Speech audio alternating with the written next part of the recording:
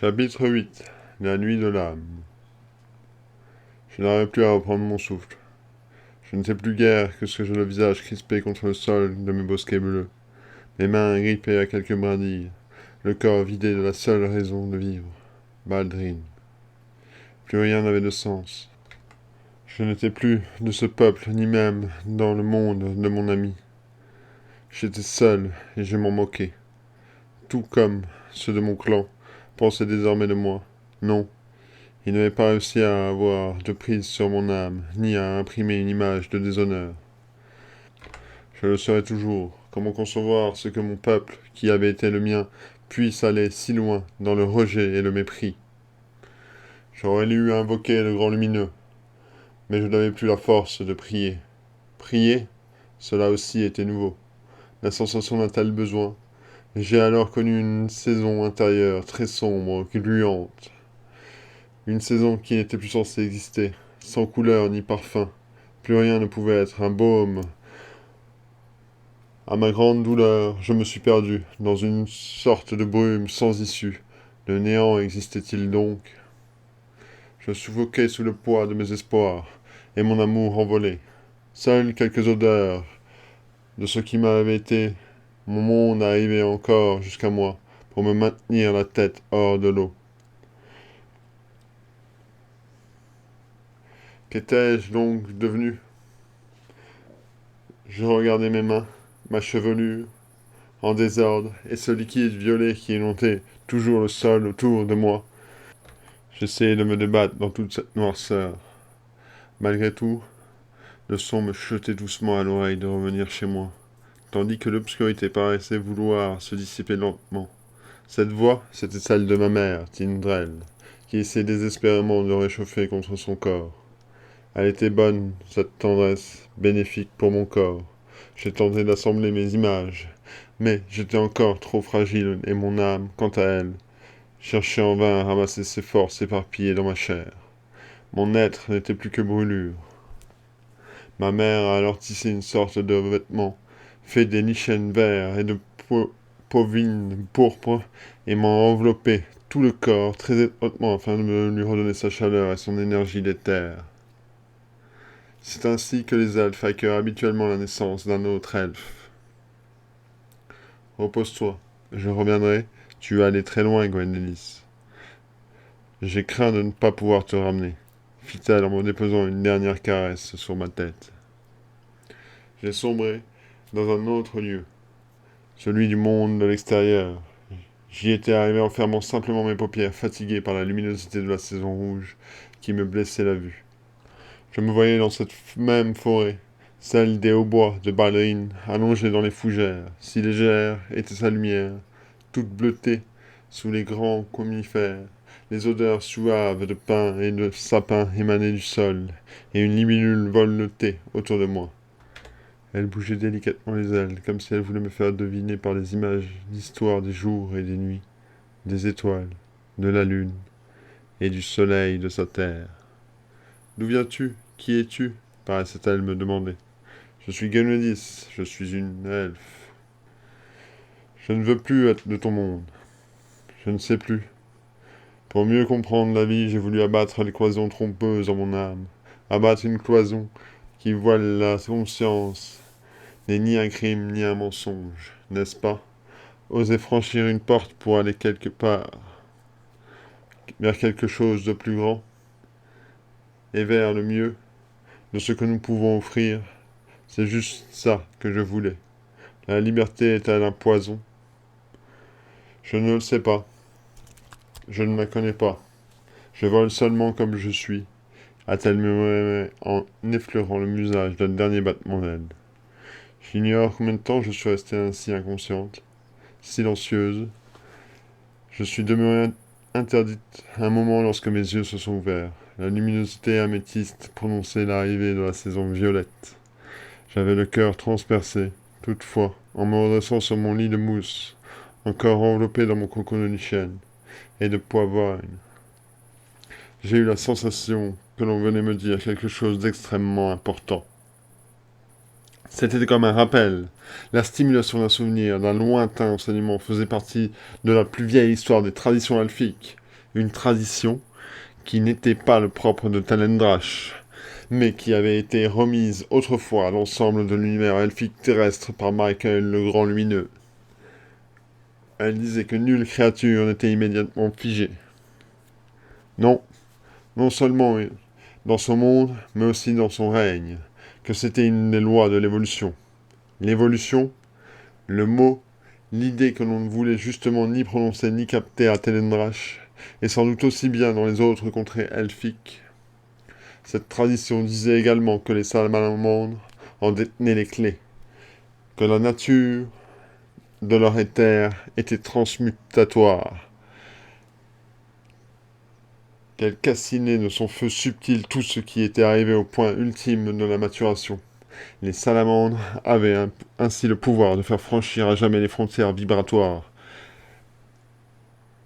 Il fallait cependant savoir que lorsqu'ils arrivaient, cela se faisait sans retour possible. La loi disait qu'abandonner les bases de sa propre essence pour d'autres était irréversible, car on ne pouvait pas jouer avec la mutation de l'âme. C'était la boule de lumière, et donc l'espoir, dont tout mon être avait besoin. Était-ce le grand lumineux qui m'avait poussé vers moi afin que je la respire? Je n'aurais pu en douter. Mais comment alors contacter le peuple de la Salamandre? Où était-il? Il était partout, bien sûr, puisque le feu se trouvait là, en tout, bien caché au sein même de l'éther. C'était cela précisément qui le rendait tellement insaisissable.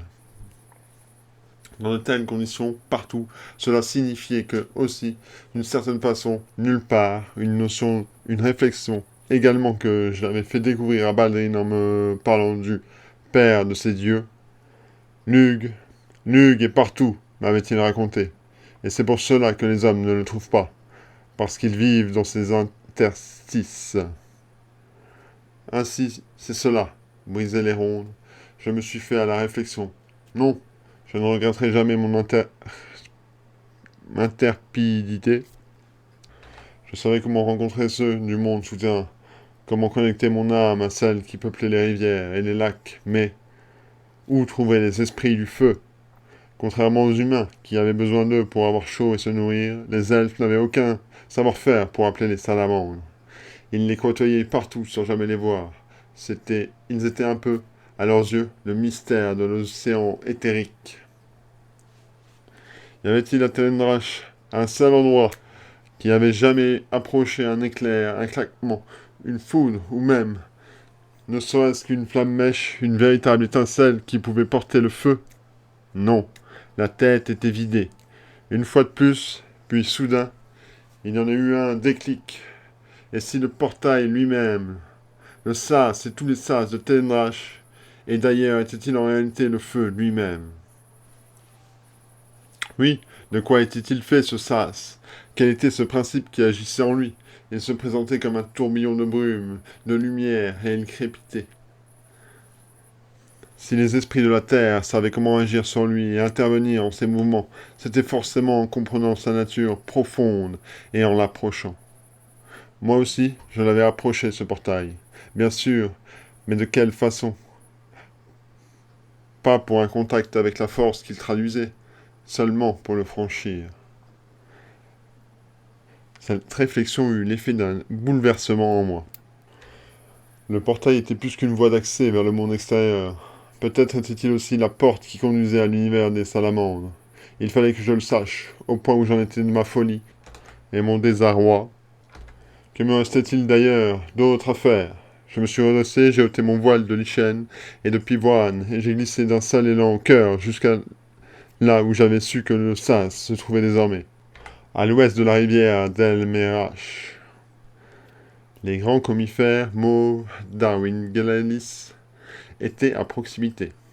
Entouré de hautes fougères, je m'en suis enfoncé, attiré par leur lueur qui devait être celle du passage. J'ai senti un léger déplacement de lumière et les fougères se sont aussitôt couchées comme sous l'effet d'un très subtil tourbillon de force. Je ne m'étais pas trompé, le portail était bien là et sa lumière crépitait. Non, ce n'était pas une aspiration créée par mon flux circulaire qui venait d'entraîner mon attention, mais une étrange matière qui définissait le pourtour de son vortex. J'ai laissé mon regard y entrer d'une façon d'être, et de fer qui était inconvenante chez les elfes, car considéré comme vouloir forcer le secret de la vie. Jamais un elfe ne plongeait son regard dans l'âme, au cœur d'un élément, d'une force. Soit il était inventé, soit il s'en abstenait par des sens. C'était une sorte de sagesse dont il pensait que le grand lumineux avait été doté.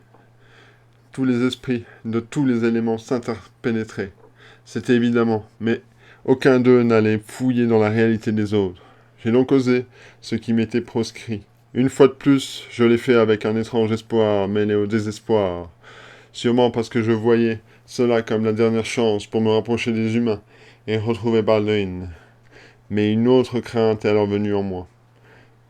Serait-il permis que je retrouve mon aimé dans le monde de fer? C'était cela, ou peut-être rien du tout, ou le dessèchement de mon âme elfique. Alors j'ai approché mes mains, puis mon visage, et ensuite mon corps du crépitement du portail. Je l'ai fait jusqu'à avoir la sensation d'être léché, puis absorbé par lui. Un frisson glacial m'a bientôt parcouru. Moi qui imaginais que je ne savais pas quelle calcination. Il était tellement froid que j'ai eu l'impression de craqueler des dents. Du dedans. En un instant, j'ai compris que la froidure n'était qu'un niveau de chaleur, pas son absence. Un état du feu qui habite tout. Je ne saurais dire ce que celui-ci m'a transformé en moi. C'était mystérieux. J'y ai seulement vu de grandes flammes d'or et d'argent, dotées d'une multitude de regards qui s'ouvraient, se fermaient, mais se fixaient constamment. Les salamandres me prévenaient du non-retour possible de mon âme dans le monde des elfes. La façon dont elles ondoyaient changeait quelque chose dans ma structure. J'ai paniqué. Où cela allait-il me mener?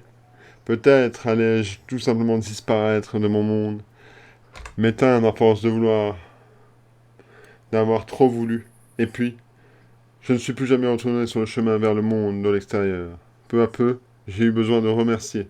C'étaient bien les salamandres qui dansaient autour de moi. Elles ne me scrutaient pas. Elles me lavaient d'une apparence dont je ne voulais plus. Elles ralentissaient le feu en moi pour induire un autre. Tout aussi vrai, certainement, mais plus lent, plus près de la vibration du fer. J'ai sursauté.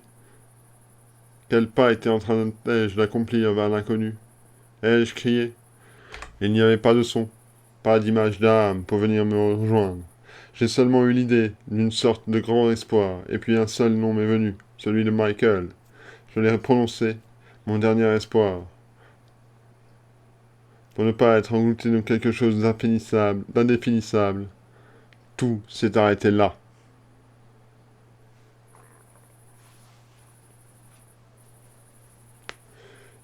Une simple et brève sensation de chute, et je me suis retrouvé couché sur un tapis d'herbe, quelque part. J'ai mis un long moment à m'en relever. Une clairière de fougères, un soleil fade et une multitude d'odeurs. J'avais franchi le portail. J'ai regardé la peau de mes mains. Je me suis touché. Ce n'était plus moi-même. La lumière du peuple des elfes n'était plus en moi.